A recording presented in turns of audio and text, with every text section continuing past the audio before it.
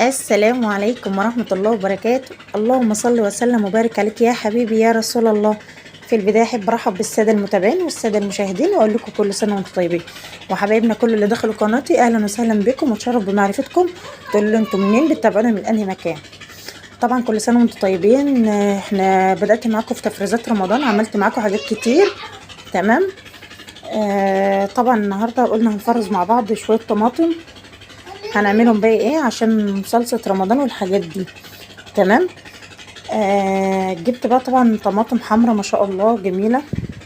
قلت ان انا ايه بحاول ان انا افرز منها شوية رمضان وكده. والله انا فرزتهم كلهم يعني عموما. تمام. بدأت ان انا استخدمها زي ما انتم شايفين كده ايه، قلت خلاص هقطعها وكده ونفرزها بقى عشان انتوا عارفين حاجة رمضان وبنبقى صايمين وعايزين الحاجة سهلة وجاهزة. تمام. فربنا يعيننا جميعا يا رب على حالنا جميعا، اللهم امين. انا بحب دايما يا جماعه قبل رمضان اكون عامله حسابي اجهز حاجات كده ايه، بحيث ان انا في رمضان ما كنتش محتاجه حاجه من بره. حتى لو جبت حاجات من بره تمام، ما جبتش خلاص يبقى انا ايه الحمد لله عندي الحاجه. ولازم كلنا كده سواء في مصر او خارج مصر لازم كلنا نعمل احتياطاتنا دايما. احنا عارفين ان رمضان والله اعلم بقى الحال بيبقى شكله ايه. فدلوقتي يعني ايه اللي يقدر على حاجه ان هو يخزنها او يعينها تمام. خلاص. تمام. بعد كده جبت البلانش وبدات ان انا اقطع معاكم الطماطم زي ما انتم شايفين. طبعا عارفه ان انتوا كلكم شطار وستات بيوت ما شاء الله عليكم، يمكن احسن مني كمان حبايبي. فقلنا بقى ان احنا نسبك مع بعض شويه طماطم حلوين كده، عشان نستخدمهم فين في رمضان ومحاشي رمضان والحاجات الحلوه بتاعت رمضان دي. كل سنه وانتم طيبين اهم حاجه. اللهم بلغنا رمضان لا فاقدين ولا مفقودين يا رب العالمين. ورب يسعدكم جميعا ويحفظكم ويبعد عنكم كل مكروه. طبعا بقى ايه، كنت جايبه شويه حاجات وكده، فقلت ايه لا اعمل معاكم الاول فيديو الطماطم وبعد كده ايه ابقى اكمل انا ترويقه براحتي. تمام. ايه رايكم بقى في قطعتها تقطيع حلو، غسلتها طبعا من الرمل كم مره. شايفين الميه في الطبق ما شاء الله جميله. هنا بدات ان انا اولع عليها، حطيتها على البوتاجاز. والله يا جماعه الطماطم ما بتتسبك ما بتصفاش.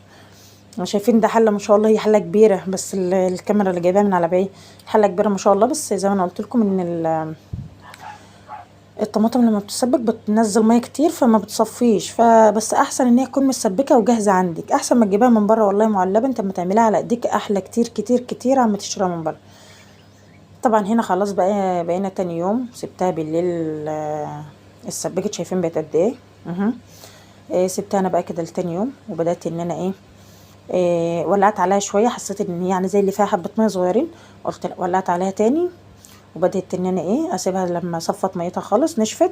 وقلت ان انا هعصرها وكده واصفيها من القشر اللي هي فيه ده طبعا. ونفرزها بقى ونحطها في علب، عايزه تحطها في علبه تحطها في برطمانات تحطها في اكياس براحتك زي ما انت عايز. تمام. يا ريت لو بتتابعوني تقولوا لي انتوا بتتابعوني من انهي بلد.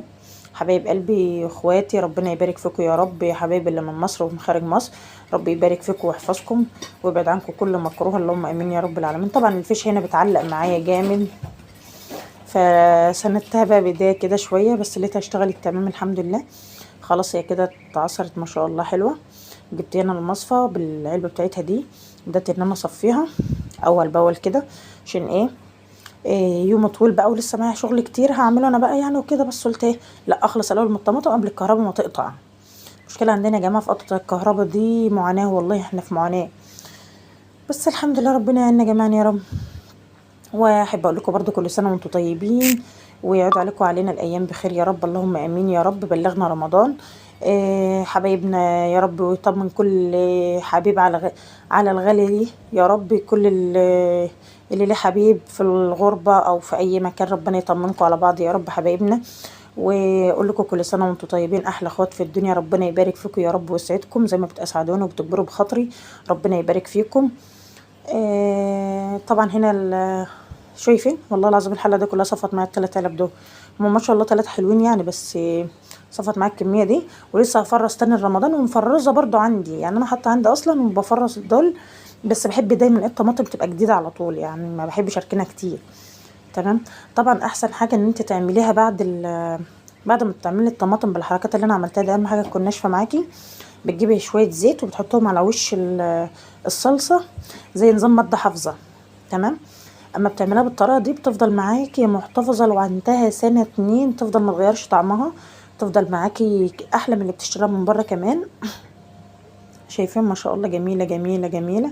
تسلم ايدي وتسلم ايديكم. والله طريقه تحفه تحفه تحفه.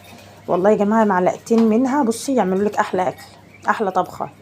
بتسهل عليكي كتير في شغل البيت والحاجات دي. وعلى فكره يا جماعه الطماطم في رمضان هتغلى وهتشد. الطماطم في رمضان من السنه اللي فاتت على ما اعتقد والسنه اللي قبلها كيلو الطماطم وصل ل40 جنيه. فهي فرصه دلوقتي ان انتوا تسبكوا شويه رمضان، بحيث ان انت لو احتاجتها في رمضان وغلط الله اعلم بقى ان هي ممكن تشد وكده، يكون انت مخزنه وعامله حسابك فيها.